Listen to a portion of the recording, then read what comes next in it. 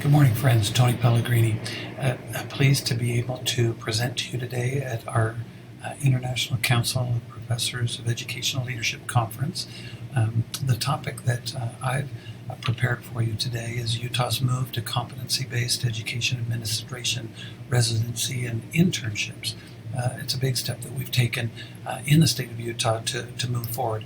As far as a historical perspective, I went through the program way back in 1984 through 1986. At that time, the internships, you had to do 2 of 3 internships and collect a total of 450 hours of administrative work consecutively between 2 of those internships. And it's been that same way over the last decades until this last year when the state board moved to a more of a competency-based program. And so with that competency-based program, institutions of higher ed had to start looking at what we could do to meet the needs of our learners who wanted to be licensed in the state of Utah. And so these links on this presentation, as I send them to you, will be hot, and you'll be able to go out to find the state's administrative rule, R277-305, that deals with these administrative leadership competencies. The tie that we have, for our learners is to the competencies that they're required to take during their internships. There are 11 of those. Additionally, there are 13 competencies that need to be completed within their coursework.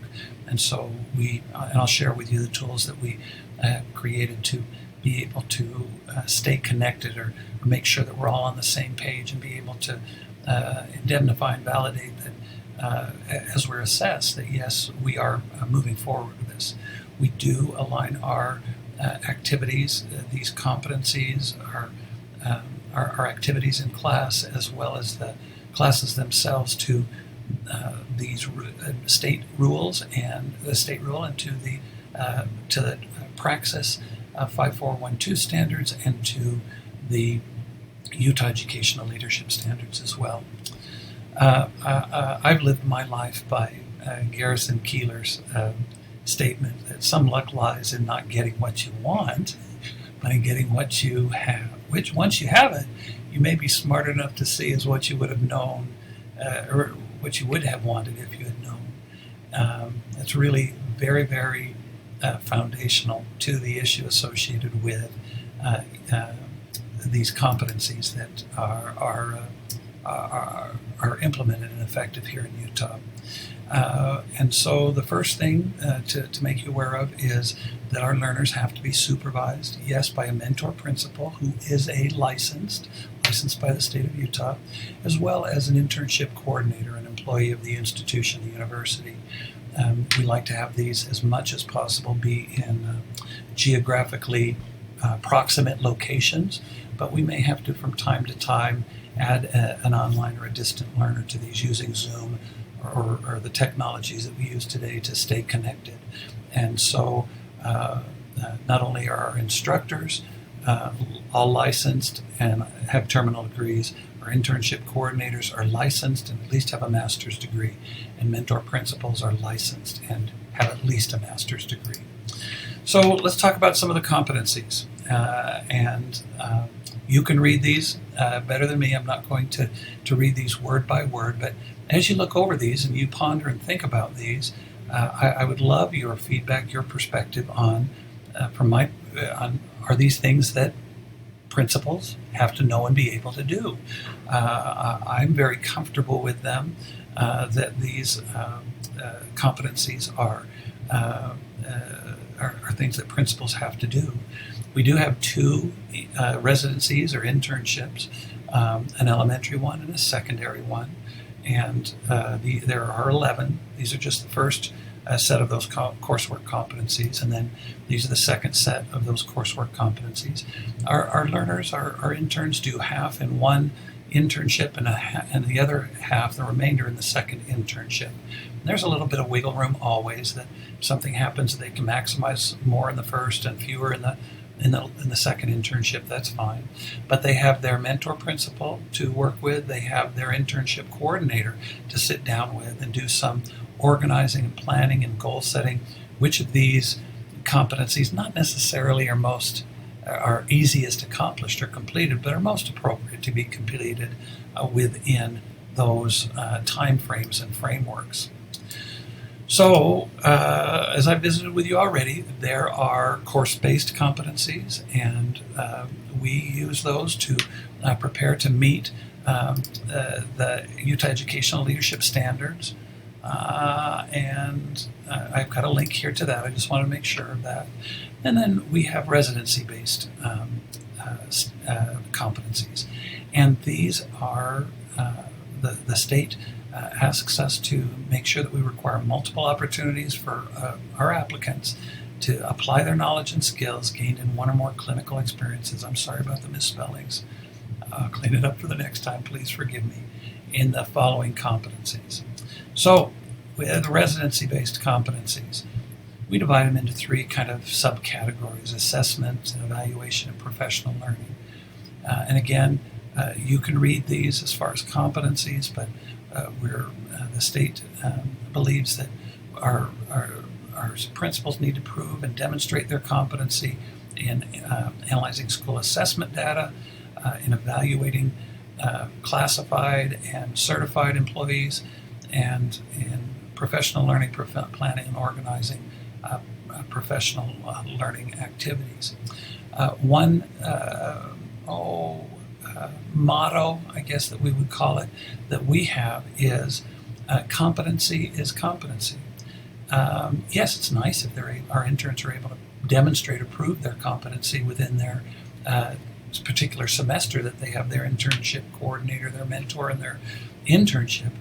But they may have had some, and I hope they have, had some experience in analyzing school assessment data previous to their internship. Most of our learners do one of their internships within the school within which they're serving, and so it's very appropriate even the first day of the internship to walk into the principal and say, "Oh my goodness, competency is competency. For the last 5 years, I've led our grade level PLC in analyzing school assessment data and I've sat on our school teams. Don't you feel that I have demonstrated proficiency and competency in assessing school assessment data?" And that's going to be up to the mentor principal. He or she may want the intern to do more, but absolutely could the very first day say, "Yes, competency is competency. I'm going to sign off on that right now." So those are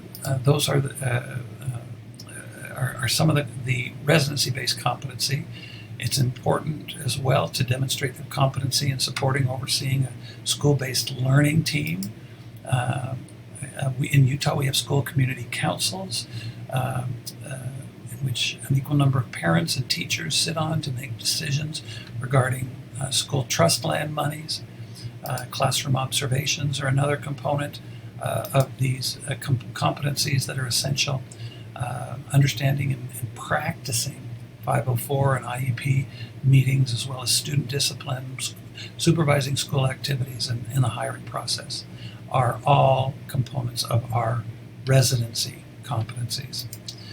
So kind of to wrap this up, I wanted to share with you how we operationalize these.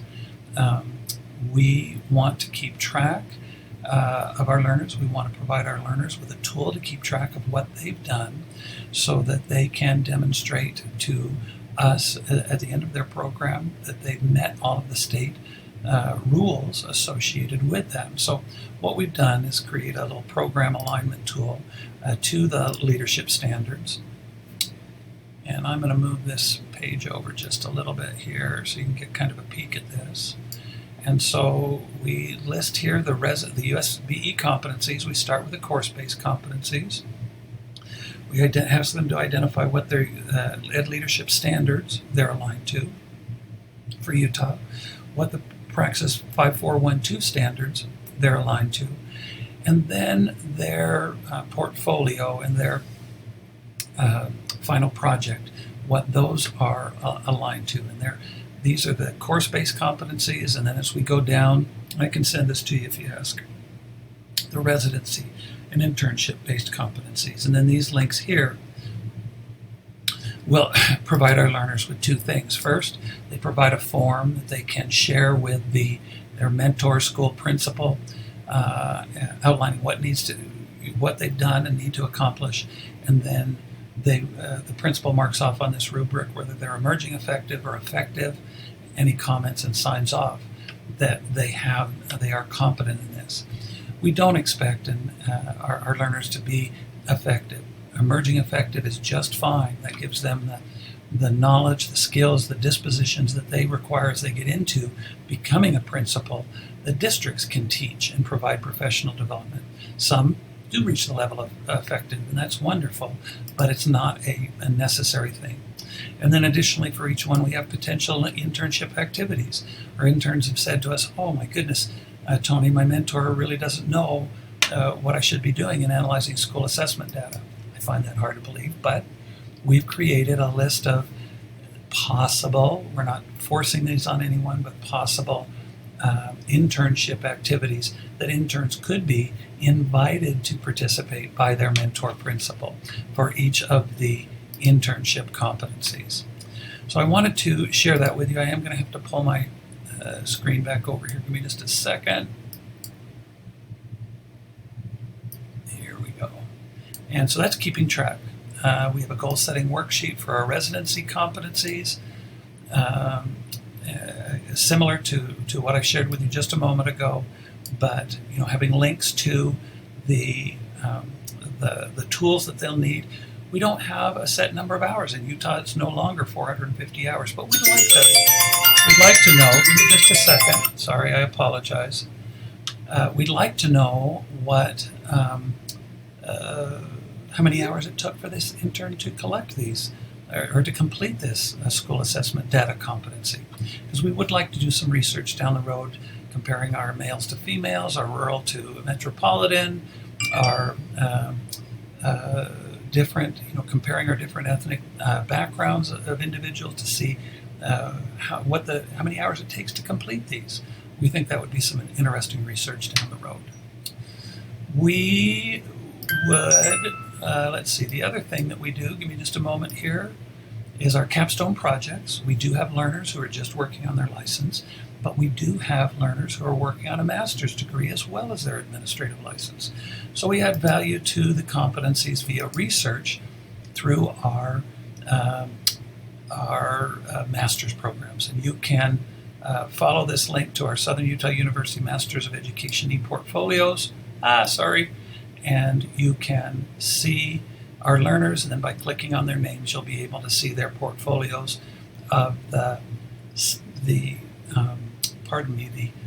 competencies they completed, but in their master's classes, they have completed their other additional artifacts to add some value through research to these competencies.